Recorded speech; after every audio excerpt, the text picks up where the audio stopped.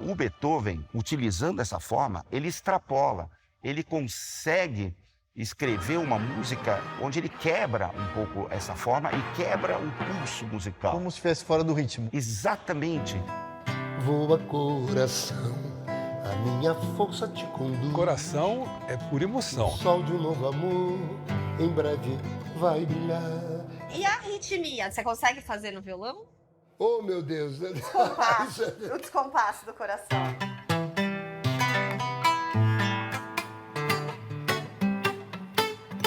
Tudo meio errado. O programa tem 3 músicos. Não esqueça. Nunca se esqueça que o programa tem 3 músicos. Beethoven, Toquinho e eu.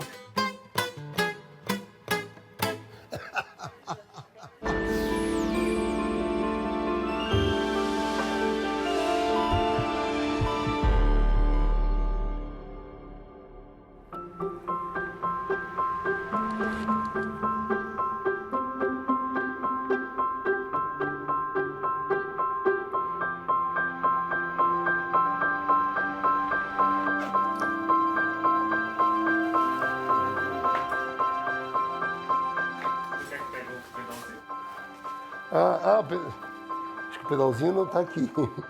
Não, tá bom assim.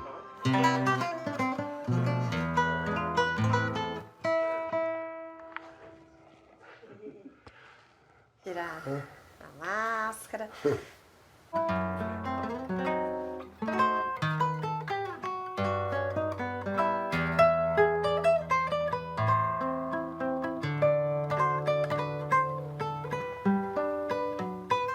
Tá gravando já? Não.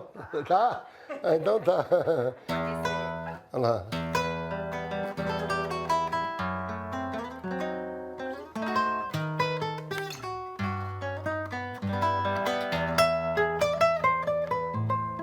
Bom, eu me chamo Antônio Pet Filho, mas com violão na mão, pode me chamar de Toquinho, que eu também respondo.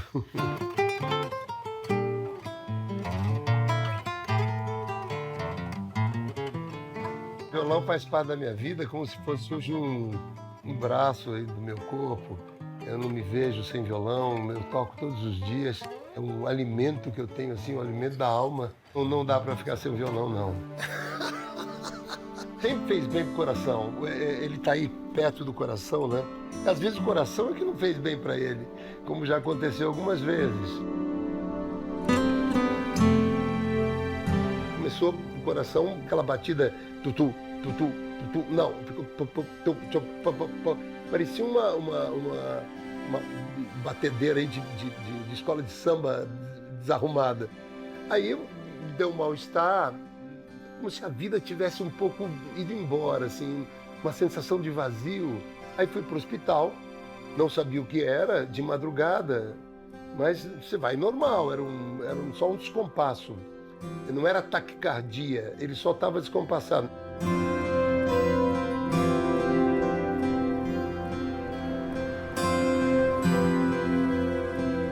O coração é uma bomba de músculo que bombeia sangue para o corpo inteiro. E ela é sincronizada por um sistema elétrico próprio, né? E ele funciona sincronicamente. Então, os batimentos do coração, o bombeamento de sangue para o corpo inteiro, ele vai tum-tá, tum-tá, tum-tá, nesse movimento, essa sequência bem sincrônica. Arritmia é um termo, é qualquer mudança desse ciclo de batimento cardíaco. Vamos? Peraí, só um minuto. Passa.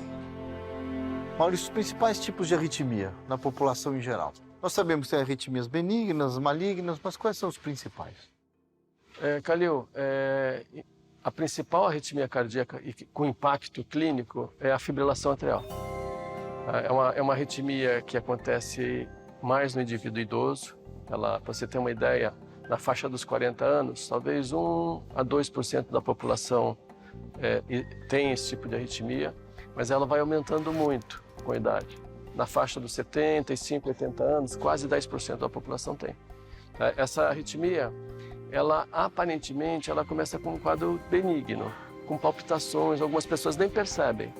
O problema é que as pessoas que não percebem que ela tenha esse tipo de arritmia, ela pode evoluir E esse paciente pode apresentar duas situações que são preocupantes. Uma é evoluir para insuficiência cardíaca, porque o coração passa a trabalhar muito e vai dilatando com o tempo. A outra é de formar um pequeno coágulo no coração que pode provocar um acidente vascular cerebral. Então é muito importante detectar esse tipo de arritmia. Pode trazer consequências sérias.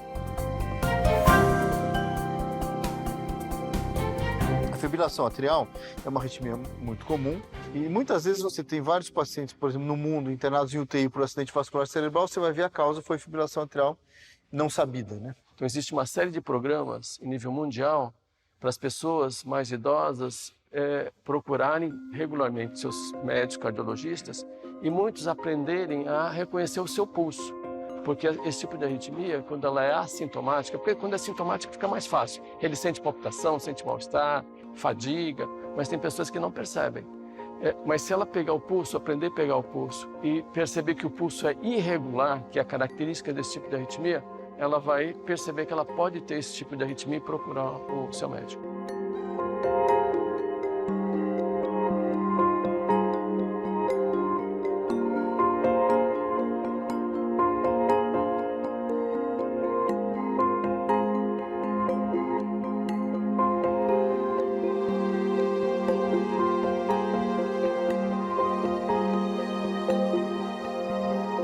A fibrilação atrial, ela é uma arritmia que por si só, ela não é fatal na maioria das vezes.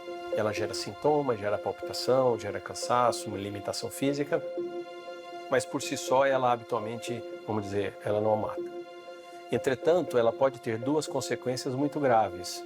A primeira delas é a ocorrência de derrame cerebral, os chamados AVCs ou AVS, os acidentes vasculares cerebrais isquêmicos. Por quê?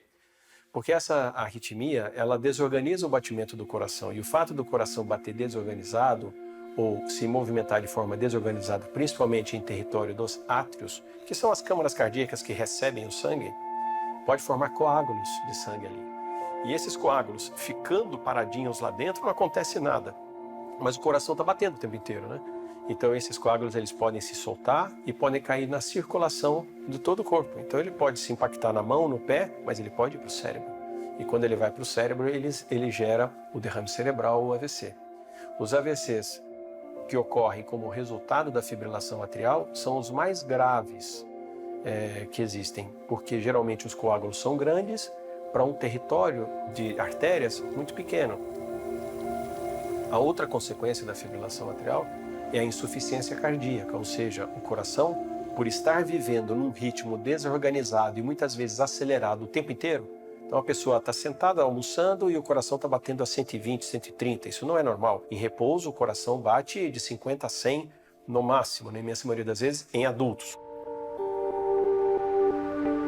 Você pode ter as arritmias que levam uma frequência cardíaca mais alta, chamadas taquiarritmias, ou as arritmias que causam uma frequência do coração mais baixa, chamadas bradiarritmias. Tem vários tipos de arritmia. As arritmias chamadas malignas, entre aspas, que levam a risco de vida, e quando o paciente apresenta esse tipo de arritmia, você tem que ir atrás da causa. A causa pode ser desde obstrução nas artérias do coração, chamadas artérias coronárias, ou problema nas válvulas do coração, ou problemas no músculo do coração, um músculo mais fraco, ou algumas modificações da estrutura do músculo do coração, que podem levar a essas arritmias mais graves que levam a risco de vida.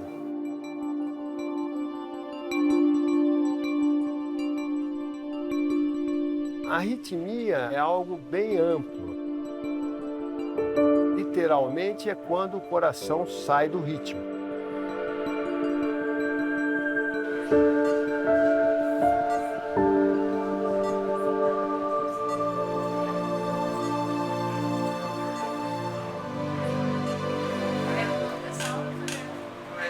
Arritmia no violão, meu Deus, tem que ser tudo descompassado.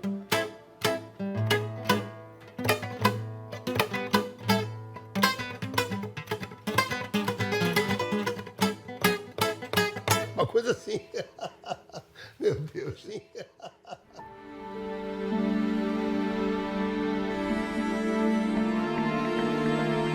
Eletrofisiologista atualmente virou uma especialidade. Existe uma sociedade que normatiza o treinamento das pessoas que se dedicam a essa especialidade.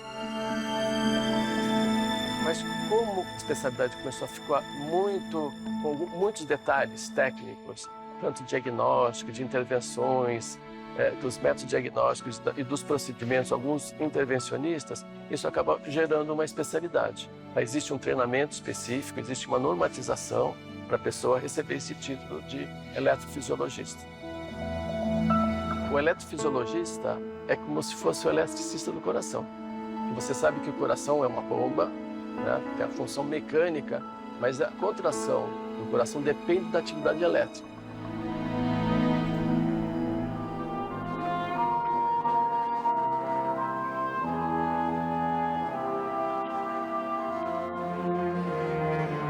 O coração é uma rede elétrica. Se você tem algum tipo de defeito nessa rede elétrica, você pode ter um defeito dessa condução. Vamos supor, se você perde uma rede elétrica para o lado direito do coração, você pode ter um bloqueio de ramo direito. Se você tem um bloqueio do esquerdo, você pode ter um bloqueio do ramo esquerdo. Se você tem uma interrupção do sistema de condução que liga o átrio ao ventrículo, você pode ter um bloqueio átrio-ventricular total, que muitas vezes é a necessidade do marca-passo. Então, a arritmia cardíaca é uma alteração não fisiológica do coração e que possa causar até a morte, dependendo do tipo de arritmia. À medida que a gente está envelhecendo, o organismo inteiro está envelhecendo, o sistema elétrico do coração também está envelhecendo. Mas existem outros fatores que fazem com que a pessoa antecipe esse processo ou gere outras alterações que propiciam essas alterações elétricas, como, por exemplo, as doenças do coração, que incidem em qualquer pessoa, principalmente se estiverem expostas a mais risco. Então, imagina uma pessoa que durante anos e anos ela se manteve acima do peso, sem fazer atividade física, com alimentação desregrada, às vezes começou a ter uma hipertensão, né, uma elevação da pressão e não se deu conta daquilo, e ao longo do tempo ela foi apresentando alterações na circulação do coração, sofreu um infarto, esse infarto a pessoa se recuperou, mas gerou uma cicatriz no coração, a região de infarto gerou uma cicatriz, essa cicatriz pode ser foco de curto-circuito elétrico no coração.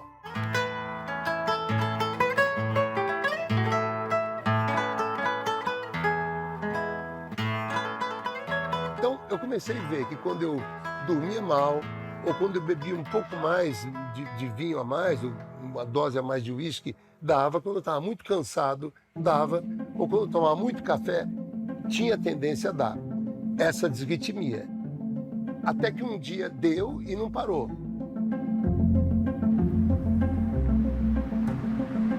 Os tratamentos das arritmias são vários, desde você acompanhar até tratamento medicamentoso com remédio, até um procedimento chamado ablação, que ele mapeia o sistema elétrico do coração, né? Ele chega ao local do curto-circuito, entre aspas, o que está causando a arritmia, e cauteriza. Isso é um tipo de procedimento para tratar alguns tipos de arritmia e até tem vários tipos de marca-passo que podem ser usados também para tratar as arritmias ou as consequências da arritmia. A ablação é um procedimento não só para fibrilação atrial, como para várias arritmias. A ablação, Calil, ela é a evolução do tratamento cirúrgico das arritmias. No passado, a gente procurava o mecanismo da arritmia e fazia uma cirurgia cardíaca. Isso é na década de 80. Foi assim que nós começamos aqui no INCOR. Tá certo? Com o passar dos anos, com a evolução da tecnologia, foi possível, aquilo que a cirurgia fazia, nós conseguimos através de catéteres. Então, pelo catéter é veiculado a energia, que pode ser por calor, né, radiofrequência, ou pelo frio, que é a crioablação. E com isso nós cauterizamos os focos das arritmias. Isso é a ablação, é a destruição do foco da arritmia. Aí eu fui no meu médico e ele falou, olha, Toquinho, chega, vai fazer ablação. Mas o que é ablação? Ablação é um catéter que entra, cauteriza ali um curto-circuito que você tem no coração e pronto, vai ficar bom. Então, realmente fiz há uns 15, 16 anos atrás, fiz ficou ótimo. Depois de 2 dias já saí do hospital, 1 dia. Fiquei bom, não tinha mais problemas. Depois de 10 anos, começou a dar de novo. Aí ele falou, olha, quando você fez a ablação, o médico que era o Sousa, ele via só metade do coração, não via inteiro. Hoje é 360 graus a visão do catéter. Então, deve ter algum elemento ali, numa parte que não foi vista, que ainda tem um curto-circuito. Aí fiz a segunda ablação e eles consertaram absolutamente tudo.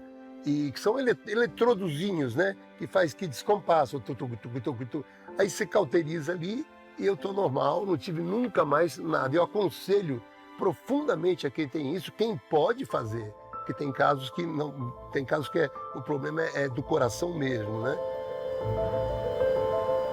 E a ablação, esse prazo, eu diria de 30 anos, sofreu também uma evolução tecnológica absurda.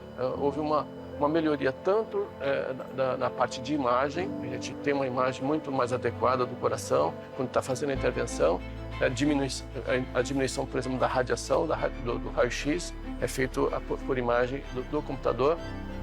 E para as intervenções, as cauterizações, tanto com radiofrequência, com crioablação e com novas energias, vem tornando o procedimento mais efetivo, mais rápido e mais seguro.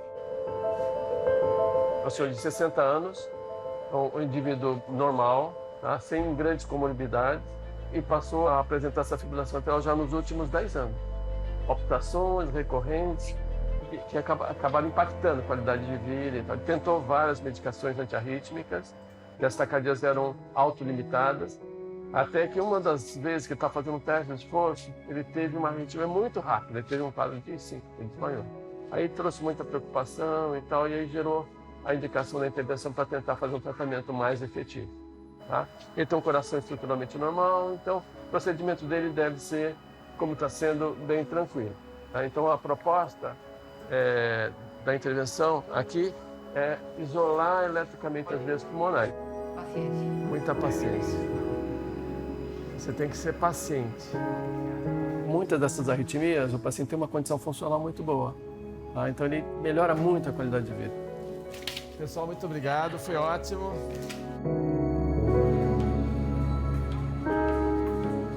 O SUS cobre o procedimento, a ablação? Ele cobre. Desde a fase inicial, o SUS vem permitindo que os pacientes façam, nós temos esse programa aqui há muitos anos. O problema que nós temos percebido é que, com a evolução da tecnologia e o custo dessas novas tecnologias, infelizmente o sistema não está conseguindo absorver.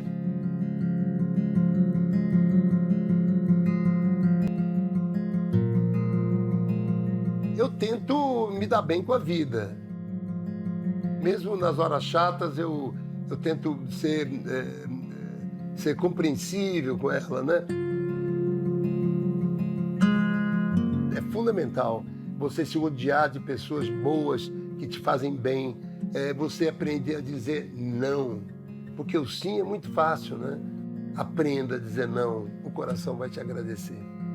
O coração, ele responde fisiologicamente, o organismo responde fisiologicamente e como proteção até um certo momento em que você causa uma fadiga nesse organismo e aí pode se transformar essa arritmia que está sendo até às vezes protetora, essa taquicardia, é uma atenção sua. Se eu acabei de te assustar, você vai ficar com o coração taquicárdico. Mas se você toda hora está num estresse em que você mantém aquela taquicardia frequente, o que pode acontecer é que você vai fazer com que esse coração entre em fadiga ou traga outros problemas que aí se torna patológico. Ou seja, estresse mata. A vida, infelizmente, tem sempre razão. Eu não queria que ela tivesse, não.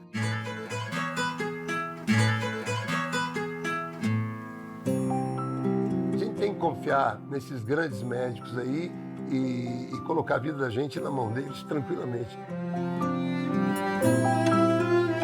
O Maurício fez essa segunda, não? O Maurício Canavaca, uma figura maravilhosa. Ele fez já com os 360 graus. Aí eu falei, não sobrou nada? Ele falou, não sobrou nada, tá tudo limpinho aí. E é um grande médico, né? Nós temos grandes médicos nesse setor de cardiologia. Eu passei minha vida profissional fazendo isso. E quando eu avaliei foi assim uma dádiva. Realmente eu tive muita sorte, porque eu peguei o desenvolvimento do conhecimento nessa área e da própria tecnologia. Eu pude vivenciar o benefício que as pessoas receberam ao longo desses anos. Ele tinha arritmia cardíaca, então ele compôs baseado na arritmia. Como que foi isso? Eu imagino, no caso do Beethoven, não podendo ouvir tudo aquilo que ele compunha, que ele ouvia os seus sons internos, o batimento do seu coração.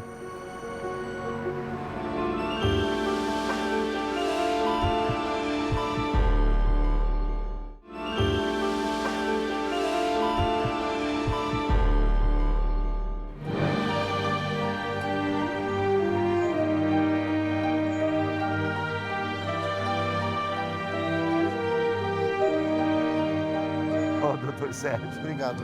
tudo bom? Ô, Sérgio. Bem, querido, obrigado por ser. Você tá. Nós estamos no Templo Sagrado do Teatro Municipal de São Paulo, um dos ícones da cultura brasileira, mundial, e faz muito bem para o coração estar aqui.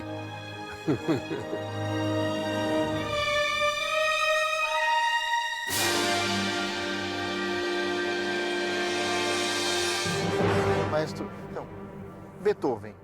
Um pouquinho da história dele, a importância, obviamente, para a música. Olha, uma das coisas que eu acho mais fascinante sobre Beethoven é que ele tinha perfeita noção de quem ele era. O Beethoven sabia que ele seria considerado um dos maiores gênios da música de todos os tempos. Eu não Desde tenho o comecinho? dúvida. Desde o começo, ele já sabia disso. Ele, de fato, a gente considera ele o maior dos compositores porque ele está mais próximo da gente. Ele era mais imperfeito, apesar de ser o gênio que ele foi. O Beethoven era um cara mais humano. Mas o Beethoven, ele teve uma infância triste, né? Porque ele nasceu num lar onde o pai era dependente, né? Era alcoólico, o pai era abusivo, o pai batia nele, nos irmãos. Então, eu acho que tudo isso faz parte dessa angústia do Beethoven, né? E talvez até tenha sido uma das causas da sua surdez.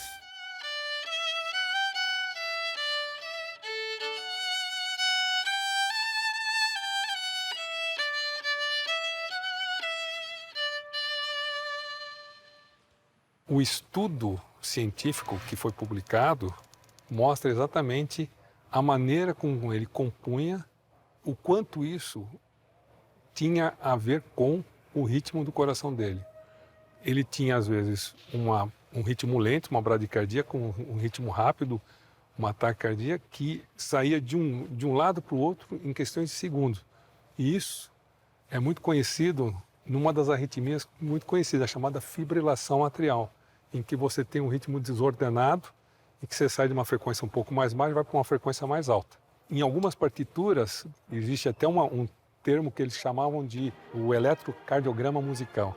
Em algumas partituras dele, era tão rico nessas diferenças de tom mais lento, mais rápido e que saía de uma lentidão com uma rapidez, que aquilo não era uma composição normal, era alguma coisa que ele estava ouvindo dentro dele, que era o próprio coração dele. Lembrando-se que ele era surdo. Na época ele estava completamente surdo.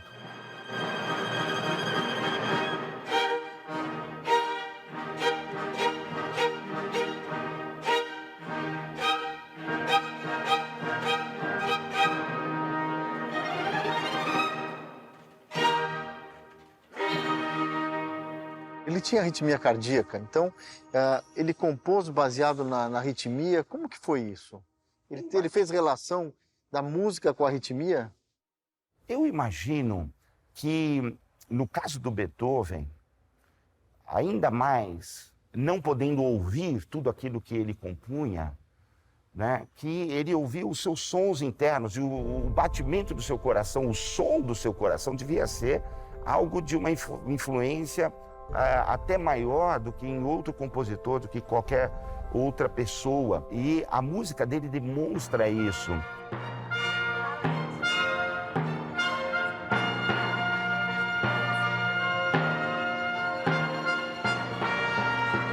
Diversas vezes ele muda a pulsação e transforma isso num ritmo binário. Então você está ali, 1, 2, 3, 1, 2, 3. E de repente esse 1, 2, 3 se transforma em 1, 2, 1, 2, 1, 2, 1, 2, 1, 2, 3, 1, 2, 3, 1, 2, 1, 2. Ele, né, faz essa oscilação, mas ele não faz isso de uma forma sutil. Mais agressivo. Ele faz isso com a orquestra inteira, com todos os músicos fazendo essa oscilação.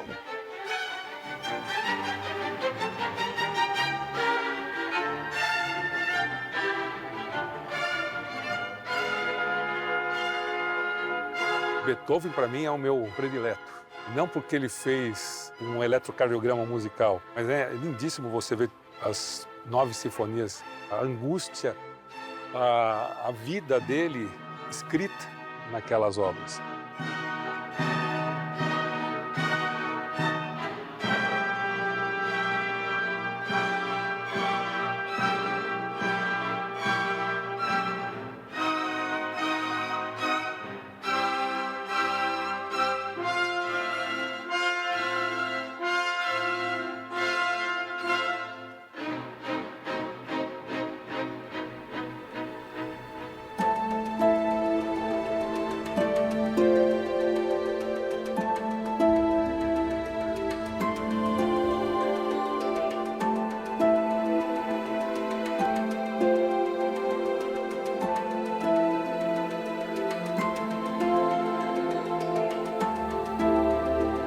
A grande maioria das pessoas, a frequência normal em repouso e em vigília, quer dizer, acordado, é entre 60 e 100 batimentos por minuto. Então, 60 batimentos por minuto até 100, ou 50 até 100. Quando cai para 40, 30 ou até menos, aí você tem que verificar isso e muitas vezes, quando tem sintoma, você tem que colocar o marca-passo para corrigir essa frequência. A maior parte dos sintomas, quer dizer, é palpitação. Então, o doente sente o coração falhar. Normalmente, nós estamos aqui e não estamos sentindo o nosso coração. É uma falha cardíaca, outros sentem que ele dispara, acelera e, de repente, para de acelerar. Agora, pode acontecer quando o coração bate devagar ou muito rápido, que a pessoa tem uma tontura. Tem um escurecimento visual e o pior sintoma é quando ele perde os sentidos. Quer dizer, ele cai, então aí você tem que fazer a triagem, né, e ver se eventualmente isso não é de uma arritmia. Bate devagar ou que bate muito rápido.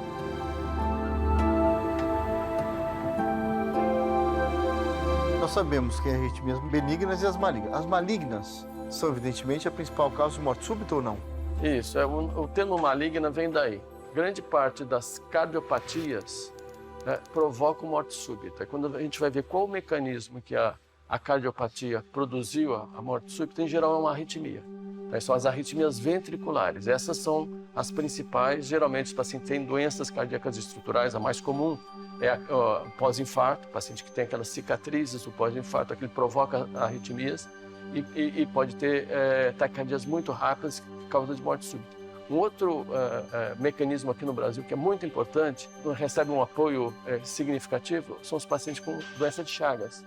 Embora tenha havido um grande tratamento ao longo dos anos para conter a doença, existe ainda um número grande.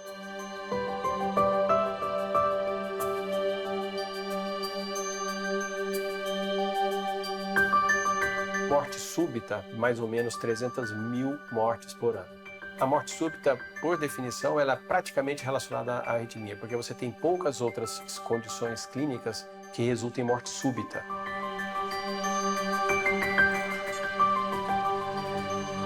Tanto as arritmias benignas como as malignas, quer dizer, além do tratamento medicamentoso, o que mais evoluiu nos últimos anos? Foi a melhoria, por exemplo, dos marca-passo, desfibriladores, que são os equipamentos que tratam as bradiarritmias, principalmente, e os desfibriladores para aqueles pacientes que têm arritmias malignas, que a gente não tem muito tratamento, coloca esse equipamento. E é uma taquicardia que já a observação clínica mostrou que ela tem um risco muito grande de levar à morte súbita. É aí que o desfibrilador ele entra, porque ele é uma verdadeira UTI implantada. Ele conta os batimentos por minuto e o médico determina, se passar de tanto de frequência, por exemplo, 200 por minuto, você tenta reverter com estimulação e se não reverter, o aparelho aplica um choque de cardioversão, desfibrilação. Se o paciente vai no médico, por exemplo, quem teve infarto, então uma parte do músculo cardíaco, apesar de angioplastia, dos remédios, teve uma cicatriz, quer dizer, não está mais funcionante. Então, esse paciente tem que ser seguido com cuidado, mesmo se ele é assintomático, se ele não tem nenhum sintoma. E dependendo do grau da disfunção, ele pode ser um candidato, por exemplo, ao desfibrilador.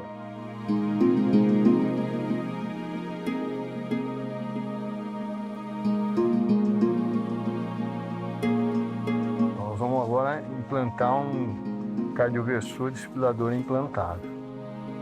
Ele passou mal, foi num hospital, identificaram e cardioverteram, deram um choque externo. Ele ficou lá, fez toda uma investigação. Enquanto ele aguardava o transporte, ele teve uma outra taquicardia. E daí nos foi endereçado. Daí definimos de implantar um desfibrilador para que, se ele tiver outra taquicardia, ele automaticamente pode ser tratado.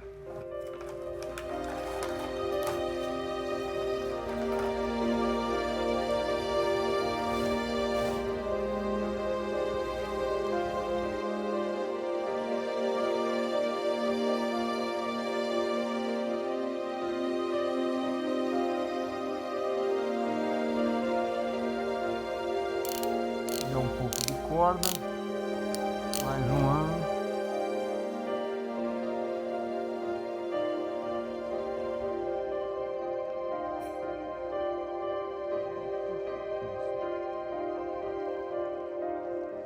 Tá vendo?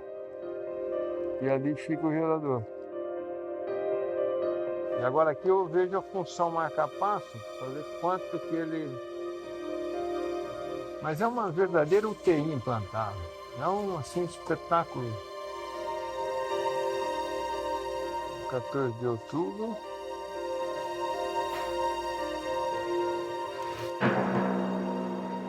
O que é bom para lidar com o estresse? Olha isso aqui, ó. Isso aqui ajuda pra caramba. É maravilhoso. Música.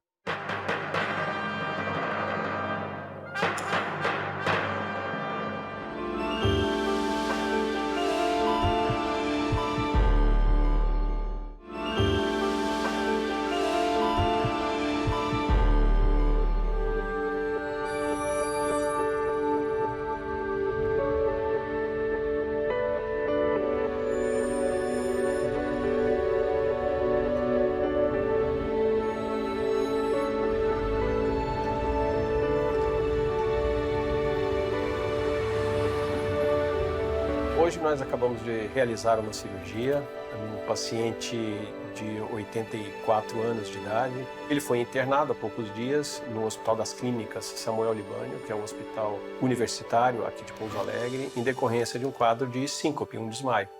Então ele sofreu de alguns episódios de tontura, achou que aquilo pudesse ser uma alteração transitória, mas isso acabou evoluindo para uma situação um pouco mais grave e ele perdeu instantaneamente a consciência e foi trazido por familiares para o pronto-socorro.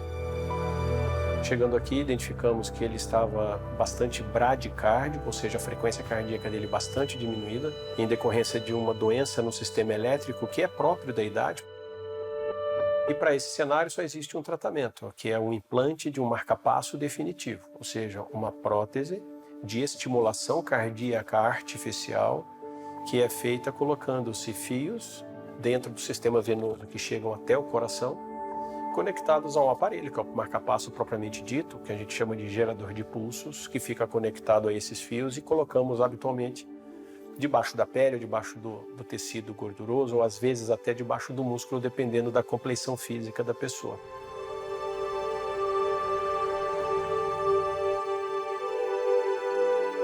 Sou médica, cardiologista, e eu coloquei o marca-passo quando eu tinha 18 anos.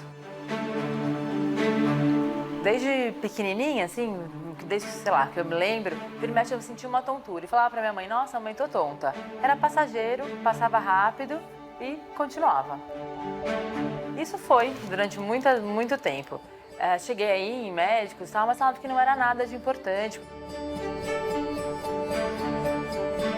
E aí eu tava dirigindo já, tinha tirado carta, tava com uma amiga minha do lado, eu falei, nossa, acho que eu vou desmaiar. Tô ficando tonta. E aí desmaiei. E aí bati o carro no poste, uma loucura. E aí liguei pros meus pais e falei, vamos voltar no médico. Voltamos no médico, no cardiologista, e aí nesse exame me acusou que meu coração falhava. Durante um período do dia, uns períodos, ele parava de bater. E nisso eu tinha tontura. E ele voltava sozinho.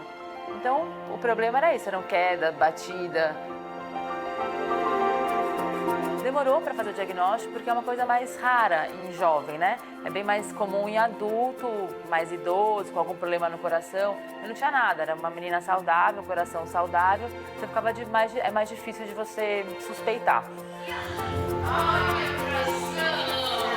O meu médico pediu esse Holter, que é um exame de 24 horas, que vai vendo a frequência do coração. E foi um dia normal, como era antes do Natal, eu fui pro shopping com meu primo, eu fui no cinema. E eu lembro que no cinema eu sentia a tontura, que eu sempre sentia.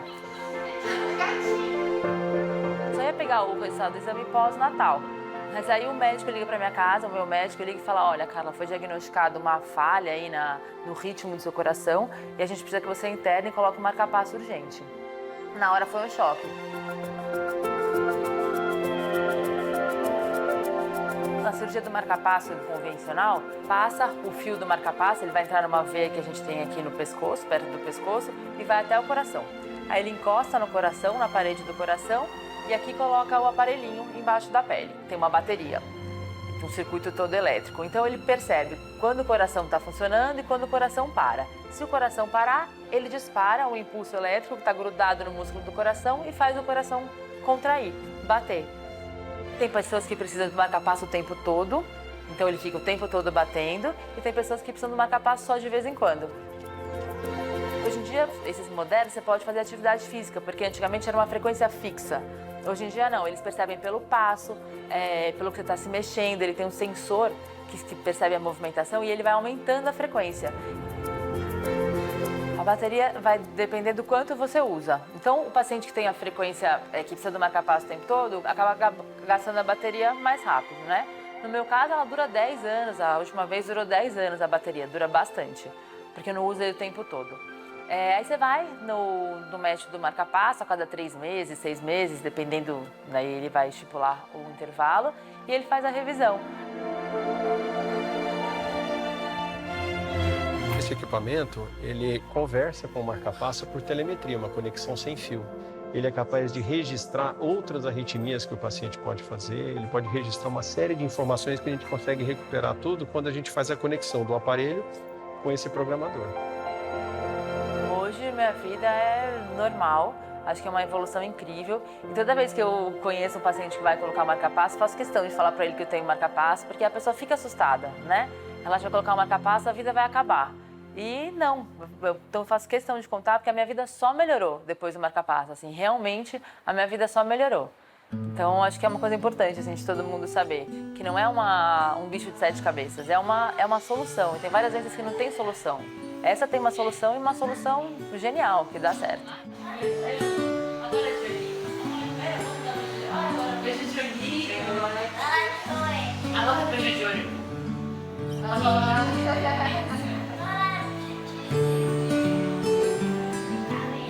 Beijo de cabeça? Deixa eu ver esse beijo de cabeça. Cuidado, vai bater forte. Aê! O que é bom para lidar com o estresse? Olha isso aqui, ó. Isso aqui ajuda pra caramba. É maravilhoso. Música.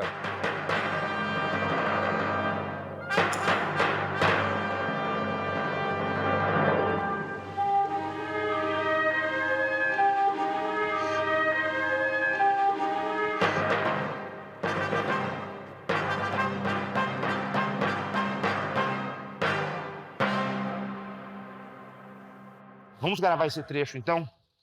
Fagotes, vocês ainda continuam tocando forte demais?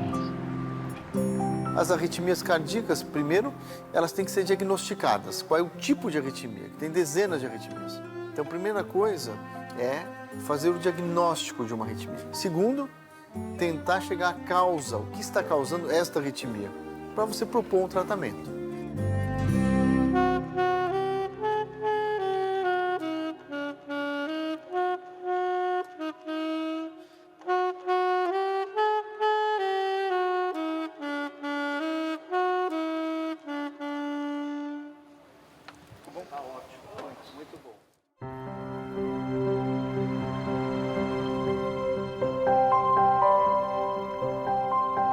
Tem a ver com o coração? Sim, tem a ver com a vida e com a morte. Apesar das crianças terem roubado essa canção para elas, né? Um pedacinho dela.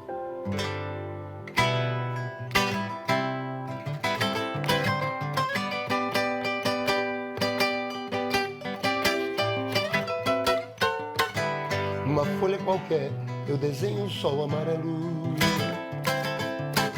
E com 5 ou 6 retas é fácil fazer um castelo. Com o lápis em torno da mão e me dou uma luva. E se faço chover com 2 riscos tem guarda-chuva. Se um pinguinho de tinta cai um pedacinho azul do papel, num instante imagino uma linda gaivota a voar no céu.